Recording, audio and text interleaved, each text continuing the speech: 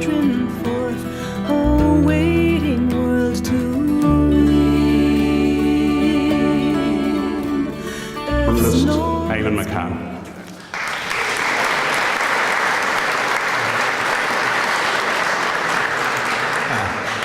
I love the bit about how to evacuate the GPO through Henry Street. But of course.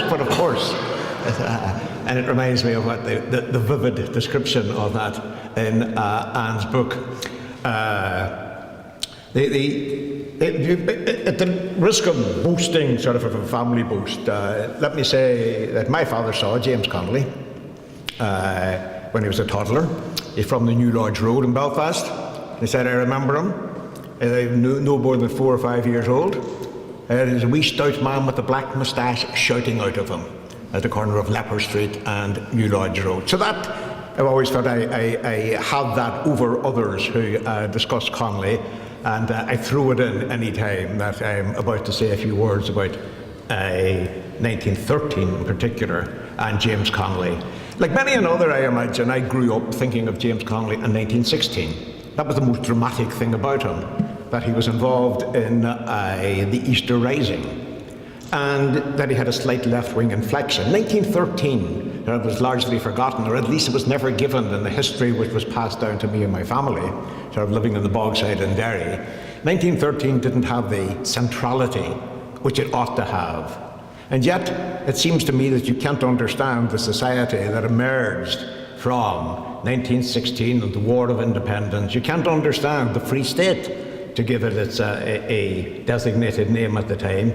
You can't understand that without studying 1913, without trying to understand how, as I would phrase it, at the risk of annoying some people, the ideological defeat of Connollyism, of Larkinism, by the forces of nationalism in Ireland.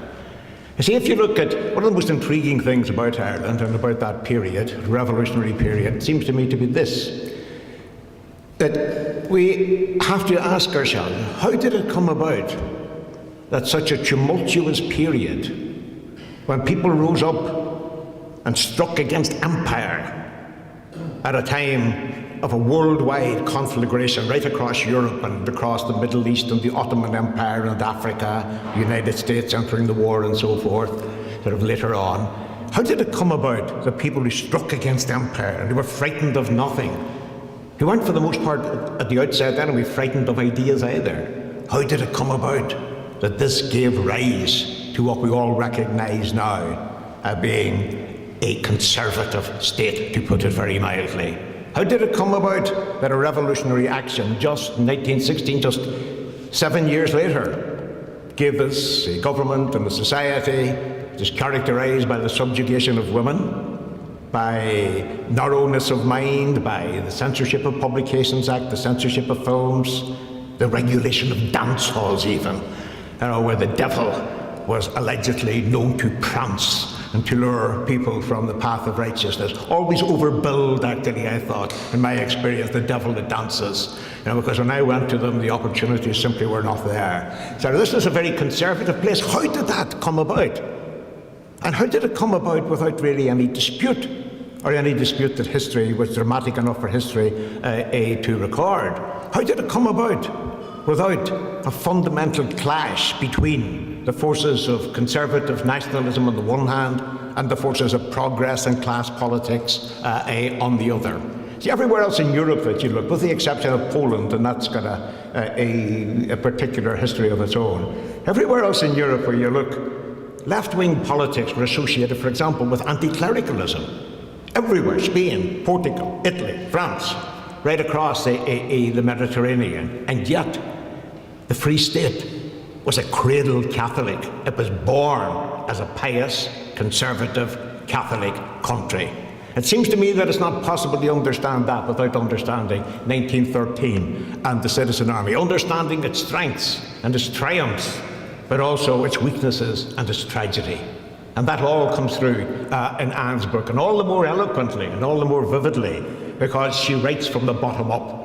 She writes about the people on the ground. This is not a book about leaders.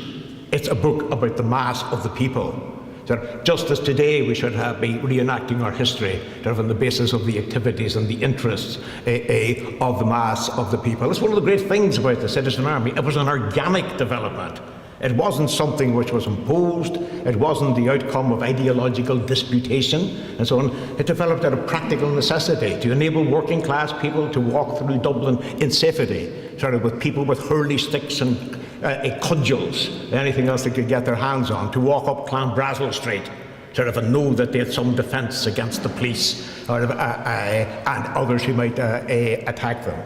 It seems to me that I come from the Bogside in Derry, and people sometimes refer to the Bogside as a nationalist area, and to people like myself as nationalists. I've never been a nationalist. My father's proudest boast was, quote, "There never was a nationalist vote went out of this house," and neither there was. My father was the type of man who was a daily communicant. Went to Mass, 7 o'clock Mass, without breakfast, as you had to do, on an empty stomach, on those more rigorous religious days.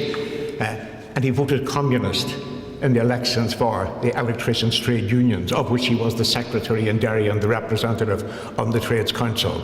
It was the Catholic Church for liberation in the next world, but socialism and the trade union movement for liberation in this world.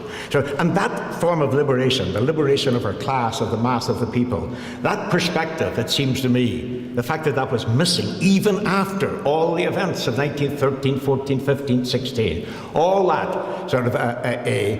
that perspective was missing from our war of independence. And that's the key to understanding. It was the defeat. This was a defeat for the ideas of socialism. It was a defeat for the ideas of Larkin. And incidentally, one of the things I learned from Anne's book, I should have known it at my great age, I suppose, beforehand, was how central and how important Larkin was, to the early times of the Citizen Army. Larkin, who spread the divine gospel of discontent, who based themselves not really on the idea of armed insurrection, that was from defence of the people, but in raising up or helping working class people to raise themselves up. I think we should be studying this again. I hope that Anne's book finds a sizable readership, not just among academics, and will do that. As academic historians and the rest of it will read and dispute and argue and so forth. I hope it finds a wide readership in the trade union movement. I hope it finds a wide readership in the vibrant community movement that we have here, because it is these, the mass of the people, who need, they've not been patronising, but who need these ideas which are cut off from them. After all, when we talk about lockouts, we had a lockout. Sorry, I see people, I'll be finished in 1 minute, or 1.5 maybe. We talk about lockouts in 1913. We had a lockout in 2014, didn't we? Quite recently in Dublin. Of course, the context is different. Context is very different.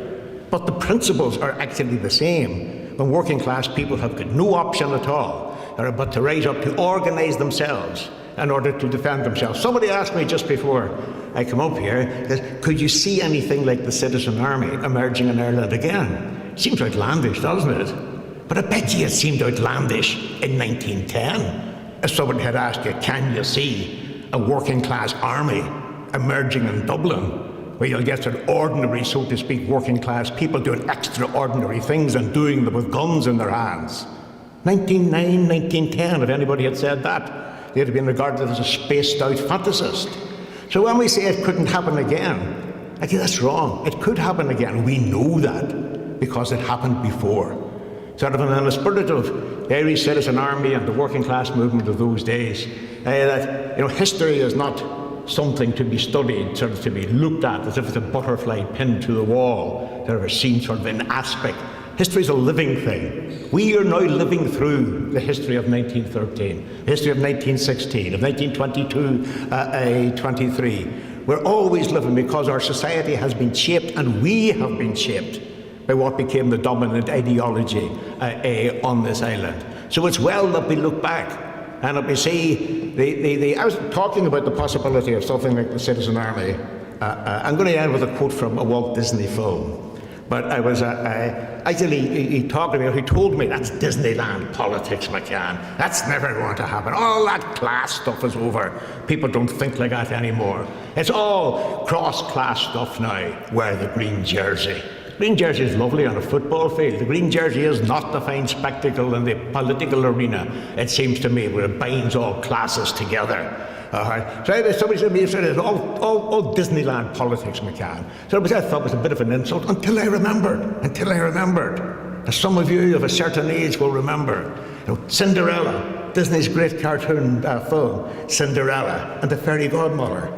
The fairy godmother says, because there are always impossible dupes, keeping a hold of impossible hopes, impossible things are happening every day. If it's good enough for Walt Disney, it should be good enough for us. You don't have to be a spaced out, sort of a fish-eyed dialectician to believe in class politics. James Larkin said, it's not difficult, it's common sense. So it was then, so it is today, and nobody can read through Anne's book without sort of understanding. It'd be struck sort of by the relevance of today, sort of over and over and over again, that he points made, or points just emerging from the description of what happened. I can see that could be today. It could all be today, and it might be tomorrow. Thanks very much. Speaking of a parent who was a child in 1916, my mother lived in Marlborough Street, just around the corner, and she was 7 years old, and she'd been promised a trip to Bray on the train. And it was all called off when a neighbour ran into the house and said, Mrs. Byrne, you can't go anywhere. There's a lunatic down on O'Connell Street, and he just read a thing called the Proclamation, and they're shooting at people. And she cried for days because she didn't get to go on the train to Bray.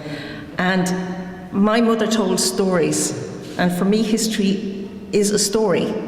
And it's only now, as I went to college as a mature student, and I have done the work I've done time and time again, I come back to my mother and her stories and realise the stories are our history. And I just wanted to say that. It wasn't in my speech when I wrote it today, just Eamon triggered it. The idea for the work on the Citizen Army came from Mary Feehan of Mercier Press. And she observed that there was no contemporary scholarship on the Citizen Army. So having given it some thought, I said yes, because my family story is embedded in the lockout on my mother's side. And I grew up knowing the impact that James Larkin had on the workers of Dublin. Those of you who saw my play Lockout will know this already. I decided to do the book in my brother's memory because he had died around that time. And when I began this work, I thought it would be a good tribute to a lovely man. The Irish Citizen Army has its roots in the lockout, and in my work I've used primary source material to unearth the untold story of the rank and file as well as its leaders. Tonight there is a man here called John, or Sean Byrne, and he's sitting just down here. And his father was involved in the Citizen Army from 1914. He was involved with Sean O'Casey out in Dunleary when they were recruiting membership. He is the man who put the flag, the Citizen Army flag, on the Imperial Hotel. He was involved as an individual in various aspects of the War of Independence and of the Civil War, and then he became president of the the Irish Citizen Army Old Comrades Association, and his is an amazing story. There are also two people here, Michael Poole and Vincent Walsh, whose grandfathers were involved with the Citizen Army, and from them I received some wonderful new information that enabled me to unearth more primary source material. The problem, as John said about his dad, when I talked to him about what I found, he said my father was so unassuming. He told us the stories, but he didn't want attention for it. He was unassuming. And the problem is that many of them were so unassuming, or because they were working class, I'm not sure which, maybe they felt they didn't have a story worth telling, and they are lacking, seriously lacking in the witness statements. And you have to find them through the memories. When I did the chapter on 1916, Mary Feehan said to me, but the Citizen Army is not there. And I said, but they were. James Connolly is the only one we have information on because they didn't give witness statements. The Old Irish Comrades Association commissioned Oren Fox at the magnificent sum of £50 in 1939 to write the story, with the proviso that they would gather all the material so that he would write it. And he was to write it in 6 months, which he did. They organised the committee to collect the necessary material, and Fox made the occasional visit to the National Library to check up the Irish Worker and the Workers' Republic. Essentially, Fox's book was a book by committee, and John Hanratty was the leader of this committee. But without this committee, without them commissioning Fox, we wouldn't have that book. But more importantly, John Hanratty's papers would not hold a lot of the material that John Hanratty wrote down when he interviewed the members of the army. It would have been lost. So by publishing it with Fox, their plan was that they would put themselves into the history because they felt they were being pushed out of the history. But by gathering the primary source material, and I found it because Niall Bergin, the manager of the Kilmainham Jail Museum, allowed me to read the material, and it was an immense privilege. And I really want to thank Neil so much for that, because I had written quite a bit on the Citizen Army at that point, and I had to do a major rewrite. So just so you know the mechanics of writing it. The other issue, I have restored Sean O'Casey to his place in the army. And I've established that when he said the ICA flag was blue and red, he was correct. The ICA colours before Connolly's time were blue and red. When they were out marching, the officers wore red armbands and the rank and file wore blue until they had uniforms. O'Casey did not see the green flag because the green flag was Connolly's design, and it was created by Connolly apparently in the week or two before the rising. And only the man who put it up, John Byrne, and a few people who were on the roof, and a few people in the GPO saw that flag. And it flew from Wednesday the 26th of April till the 30th of April on the Imperial Hotel, and very few people saw that it was a green flag. And that explains the absolute amazement when that flag surfaced in the 1960s. When Anna McHugh offered me this building for the launch, I said yes immediately, not because of the rebellion, but because of my brother Sean. He was a postman. The MC tonight is Enda. He's an archaeologist, but in another life he also worked for An Post. So it feels a little bit like a family affair, because in addition my grandson Ben is here somewhere, and my daughter Alison. Writing this work was tough, because apart from Fox there was no significant properly researched material on the Citizen Army, except for Brian Hanley's material in the 1930s. On occasion, I really did want to give up, and I suspect I may have melted the heads of the very, very professional staff in Mercier, particularly Wendy Logue. I know I melted her head a few times. But they're very skilled, they are wonderful to deal with, and Wendy is the most amazing editor I think that anybody could ever come across. So, even though it was hard and I wanted to give up, I had promised Sean, and I kept going, and it got done. The important thing about Sean, and this is a personal thing, is that when I was a small girl at 6 or 7, he was 3 or 4 years older than I was, and I was sick. I don't know what was wrong with me, but I was sitting in bed, and we had the old-fashioned alarm clock on the mantelpiece. I was in my mum's bed because I was sick, and he came into the room and said to me very casually, because I was a little girl and knew nothing, and because he was a big brother, and he said, "Can you read the clock?" I said, "No, I can't read the clock." And he said, "Well, I'm going to teach you to read the clock," and he refused to leave the room until I could read the clock. And what I remember about that is, as he was teaching me to read the clock, the sensation in my brain, it was like my brain and the cogs in my brain started to work, and I totally loved the feeling. And not long after that, I followed him and my other brother Noel to the library, and my life was changed forever. So I would like just one last thing to say. I know my brother Sean is here in spirit, and I would like you, if you have a glass in your hand, to raise it in his memory. If you don't, just remember Sean. Thank you very much. Man of worth, her ranks shall enter in.